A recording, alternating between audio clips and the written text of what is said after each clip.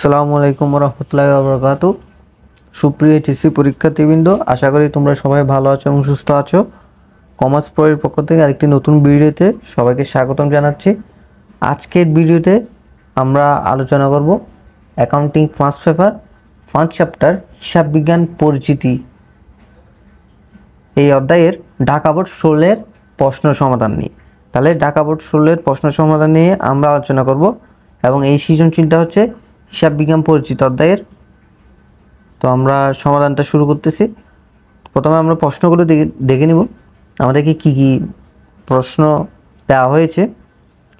ক নম্বর প্রশ্ন বলছে নিট ক্রয় ও বিক্রয়ের পরিমাণ নির্ণয় করো। খতে বলছে লেনদেনগুলো টেবুলার সামারি তৈরি করো, অর্থাৎ হিসাব সমীকরণের উপর লেনদেনের প্রভাব। গতে বলছে চারটা লেনদেনের চাপাতে দাগে দাও। তো আমরা প্রথমে ক নাম্বারটা সমাধান করব। প্রথম হচ্ছে নিট ক্রয় ও বিক্রয়ের পরিমাণ নির্ণয় করো। তো আমাদেরকে লেনদেনগুলোর মধ্যে প্রথমে ক্রয় বিক্রয়গুলো চিহ্নিত করতে হবে। তো এখানে একটা ক্রয় দেওয়া আছে 80,000 টাকা, তারপর এখানে একটা বিক্রয় দেওয়া আছে 60,000 টাকা। এখানে আর কোনো ক্রয় বিক্রয় এর লেনদেন দেওয়া নাই, তাই প্রথমে নিট ক্রয়ে লিখবা 80,000 টাকা, আর এটা হচ্ছে ধারে ক্রয়। এখন আমরা নিট ক্রয়ের সূত্রটা কি প্রথমে জেনে নিব। ক্রয় মাইনাস ফেরত মাইনাস বাট্টা মাইনাস পণ্য উত্তোলন ইকুয়াল টু নিট ক্রয়। তাহলে ক্রয় থেকে ফেরত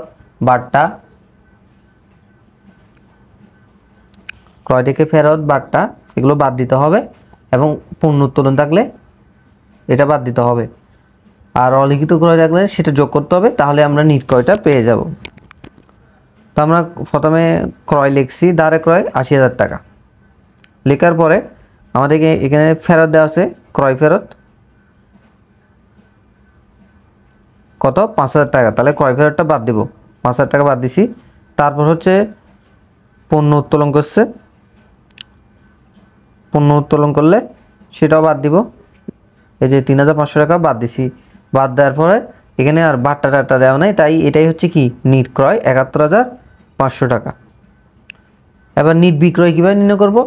সেম প্রসেস, বিক্রয় থেকে বিক্রয়ের সাথে অলিখিত বিক্রি যোগ করব, বিক্রয় বাট্টা বিক্রয় ফেরত বাদ দিব, তারপর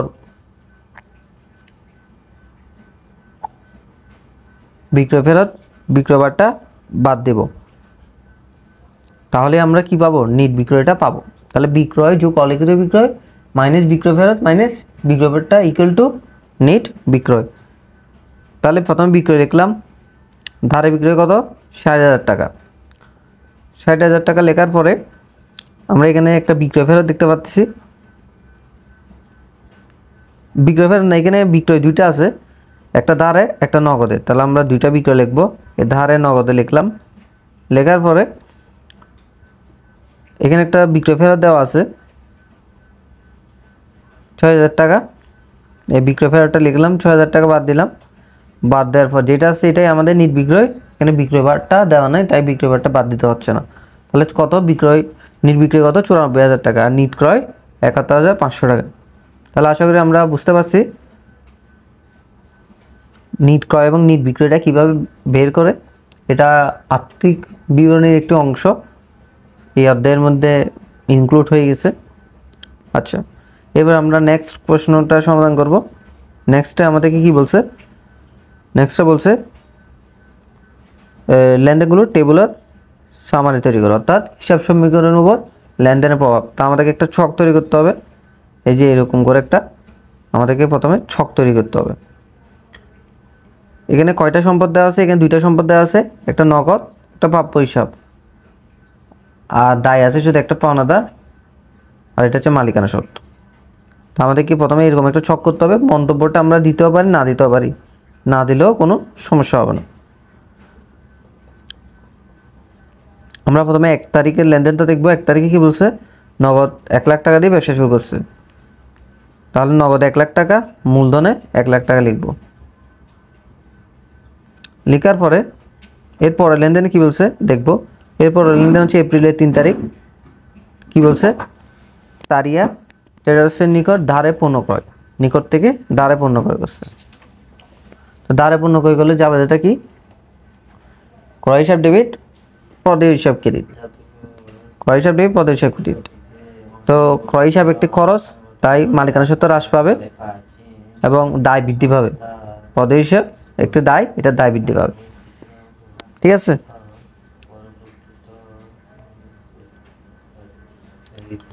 এরপরে লেনদেনের কি বলছে? 6 তারিখের লেনদেন বলছে রাউফ এন্টারপ্রাইজ সে নিকট ধারে পণ্য বিক্রয় 60,000 টাকা। রাউফ এন্টারপ্রাইজের নিকট ধারে পণ্য বিক্রয়, তাহলে ধারে পণ্য বিক্রি করলে জাবেদা কি হবে? দেনাদার হিসাব ডেবিট, বিক্রয় হিসাব ক্রেডিট। তো দেনাদার একটি সম্পদ, দেনাদার বা প্রাপ্য হিসাব সেম কথা, তাই একটি সম্পদ বৃদ্ধি পাবে 60,000 টাকা এবং বিক্রয়ের ফলে কি হয়? মালিকানা সত্ত্ব বৃদ্ধি পায়, কারণ বিক্রয় হচ্ছে একটা আয়, আয়ের ফলে কি পায়? মালিকানা সত্ত্ব বৃদ্ধি পায়, তাই 60,000 টাকা মালিকানা সত্ত্ব করে বসাবো। আশা করি 6 নাম্বার 6 তারিখ, এপ্রিলের 6 তারিখ পর্যন্ত আমরা আশা করি ক্লিয়ার। এরপর আমরা পরের লেনদেনটা দেখব। এবছর এপ্রিলের 10 তারিখ নগদে পণ্য বিক্রয়। নগদে পণ্য বিক্রয় করলে জাবেদা কি হয়? নগদান হিসাব ডেবিট, বিক্রয় হিসাব ক্রেডিট। তাহলে এখানে নগদ টাকা বাড়বে কত? 40,000 টাকা। আর বিক্রয় একটা আয়, যার ফলে মালিকানা সত্ত্ব বৃদ্ধি পাবে, তাই মালিকানা সত্ত্ব 40,000 টাকা বসবে, মানে বৃদ্ধি পাবে মালিকানা সত্ত্ব। ঠিক আছে, প্লাস আকারে বসবে আর কি। এরপরে 6 তারিখের পরে আমরা কি আছে একটু দেখবো। 6 তারিখ না, সরি 10 তারিখের পরে। 10 তারিখের পরে হচ্ছে 14 তারিখ। 14 তারিখে কি বলছে? এপ্রিলে তারিয়া ট্রেডার্সকে পণ্য ফেরত প্রদান। আচ্ছা, তারিয়া ট্রেডার্স থেকে দ্বারে পণ্য ক্রয় করছে, এখন দ্বারে ক্রয়কৃত পণ্য ফেরত দিচ্ছে, এটা ক্রয় ফেরত। ক্রয় ফেরতের জাবেদা কি? পাওনাদারের হিসাব ডেবিট, ক্রয় ফেরতের হিসাব ক্রেডিট। তাহলে পাওনাদার হ্রাস পাবে, এই যে পাওনাদার হ্রাস পাইছে এই 5,000 টাকা, এবং ক্রয় ফেরত হয়েছে। ক্রয় ফেরতের ফলে ক্রয়ের একটা অংশ হ্রাস পাচ্ছে। ক্রয় হচ্ছে একটা ব্যয়, তো ব্যয়ের একটা অংশ হ্রাস পাইলে মালিকানা সত্ত্ব কী পায়? বৃদ্ধি পায়, কারণ ব্যয় হ্রাস পেলে মালিকানা সত্ত্ব বৃদ্ধি পায়, আর ব্যয় বৃদ্ধি পেলেই মালিকানা সত্ত্ব হ্রাস পায়।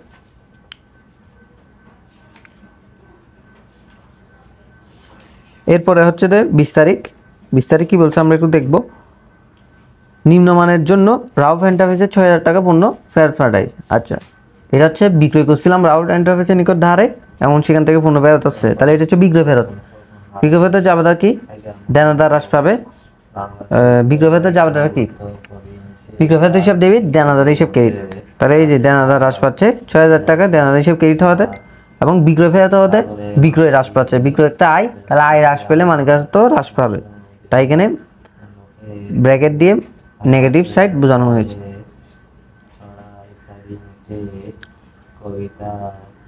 এরপর হচ্ছে 25 তারিখ। 25 তারিখ কি বলছে? তারপর হচ্ছে 25 তারিখের লেনদেন। 25 তারিখের লেনদেনে কি বলছে? তারিয়া ট্রেডার্সকে 3% বার্তা সাপেক্ষে পাওনা টাকার অর্ধেক পরিশোধ করা হলো। আচ্ছা, তারিয়া ট্রেডার্সকে একজন পাওনাদারকে বার্তা সাপেক্ষে অর্ধেক টাকা পরিশোধ করছে। তাহলে আমরা একটু দেখি, দেখলে আমরা যদি একটু প্রশ্নের দিকে লক্ষ্য করি, এখানে ধারে বিক্রয় করা হয়েছে 80,000 টাকা, ধারে ক্রয় করা হয়েছে 80,000 টাকা, আর ক্রয় ফেরত দেওয়া হয়েছে 5,000 টাকা। ক্রয় ফেরত দেওয়া হয়েছে 5,000 টাকা, তাহলে ধারে ক্রয় বাকি থাকে কত? 75,000 টাকা।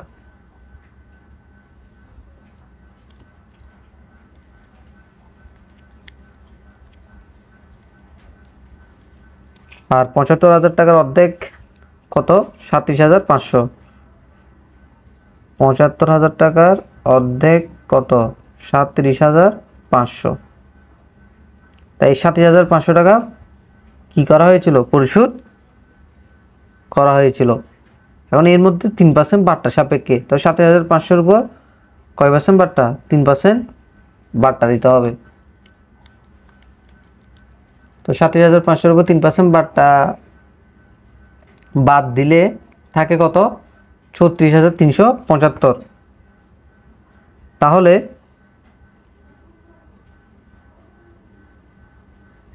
নগদ থেকে বাদ যাবে 36,375। কেন? এটা জাবেদাটা হচ্ছে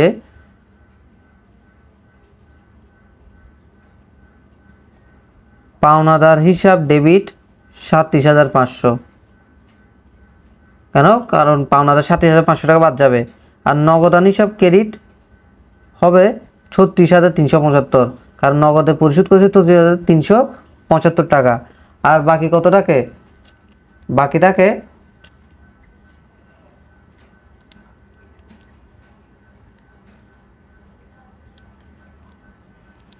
1,125 টাকা। বাকি থাকে কত? 1,125। এটা কি? এটা হচ্ছে প্রাপ্ত বার্তা। এটা কি? এটা প্রাপ্ত বার্তা। তাহলে নগদ থেকে বাদ যাবে 36,375। এই যে প্রাপ্ত বার্তা, এটা একটা আয়, তাই মালিকানা সত্ত্ব বৃদ্ধি পাবে 1,125 টাকা। আর পাওনাদার থেকে হ্রাস পাবে 37,500 টাকা। আশা করি আমরা এটা বুঝতে পারছি। এরপর হচ্ছে কত তারিখ? 31 তারিখ, মাসের শেষে। কি বলছে? ব্যক্তিগত প্রয়োজনে পণ্য উত্তোলন। জাবেদা কি? জাবেদা হচ্ছে উত্তোলন হিসাব ডেবিট, ক্রয় হিসাব ক্রেডিট। তো উত্তোলনের পরে কি হয়? মালিকানা সত্ত্ব হ্রাস পায় এবং ক্রয় হিসাব ক্রেডিট হওয়াতে ব্যয়ের একটা অংশ কি পাচ্ছে? হ্রাস পাচ্ছে। আর ব্যয়ের হ্রাস পেলে মালিকানা সত্ত্ব বৃদ্ধি পায়।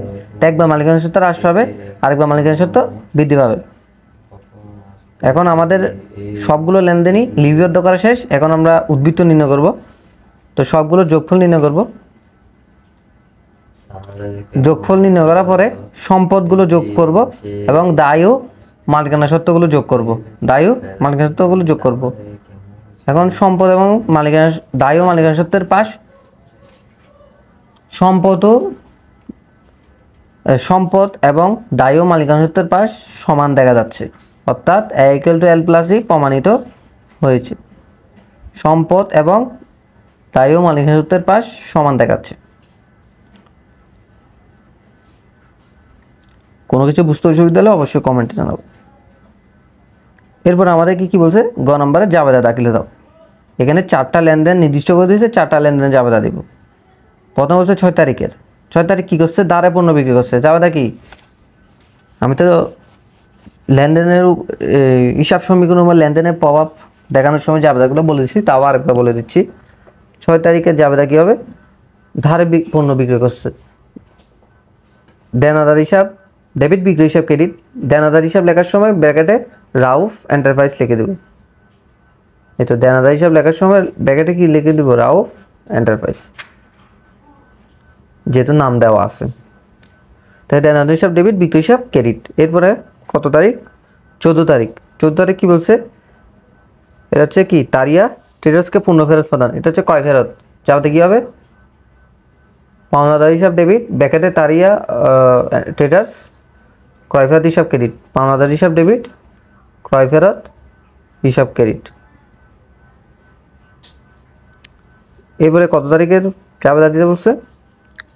এরপর 20 এবং 25। 20 তারিখ কি? এটা বিক্রয় ফেরত। 20 তারিখ হচ্ছে বিক্রয় ফেরতের জাবেদা। তো বিক্রয় ফেরতের জাবেদা কি? বিক্রয় ফেরত হিসাব ডেবিট, দেনাদার হিসাব ক্রেডিট, ব্র্যাকেটে রাউফ এন্টারপ্রাইজ হবে।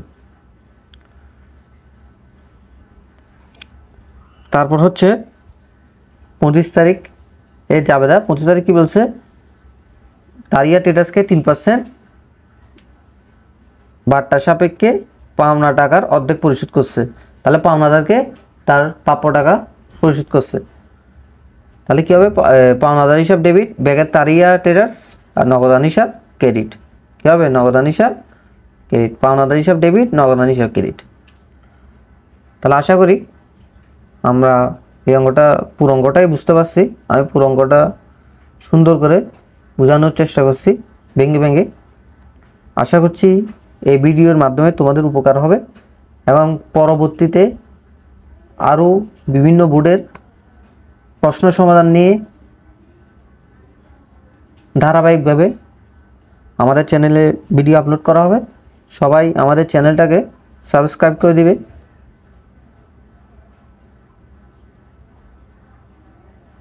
সবাই আমাদের চ্যানেলটাকে সাবস্ক্রাইব করে দিবে এবং ভিডিওটাতে একটা লাইক দিয়ে দিবে এবং বন্ধুদেরকে শেয়ার করে দিবে। ধন্যবাদ সবাইকে। আসসালামু আলাইকুম ওয়া রাহমাতুল্লাহি ওয়া বারাকাতুহু।